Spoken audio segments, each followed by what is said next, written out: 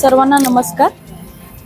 प्रथम आम्ही प्रभाग क्रमांक 3 मध्ये मुद्रेश्वर मंदिरामध्ये श्रीफळ वाहून प्रचाराचा शुभारंभ केलेला आहे। तसेच प्रभाग क्रमांक 3 मध्ये ज्ञानेश्वर दादा कर्णूक तसेच माझ्यासोबत स्वामिनीताई मांजरे सोबत आम्ही प्रचार सुरू केलेला आहे। त्या प्रचारामध्ये प्रत्येक घरोघरी जाऊन गाठीभेटी घेऊन नागरिकांचं प्रेम आणि नागरिकांचा आनंद आम्हाला उत्साह देत आहे। त्याच्यामुळे आम्हाला निश्चितच आणि जनसंपर्क पाहून स्वामिनीताई मांजरे आणि ज्ञानेश्वर दादांचा जनसंपर्क पाहून आम्हाला नक्कीच येणाऱ्या निवडणुकीमध्ये विजयाची खात्री आहे।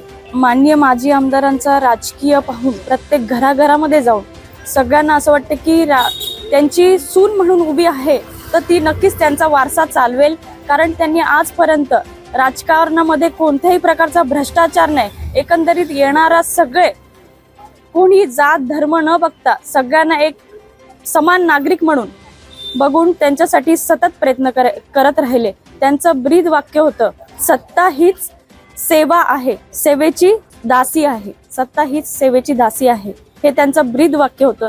नक्कीच आम्हाला वाटतं की माजी सुरेश भाऊ लाड साहेबांचा आम्हाला नक्कीच त्यांचा पाठिंबा असणार आणि त्यांच्या मार्गदर्शनानुसार आम्ही ही निवडणूक लढवत आहोत आणि आम्हाला वाटतं की त्यांच्या मार्गदर्शनाने आम्ही ही निवडणूक जिंकणार आहोत।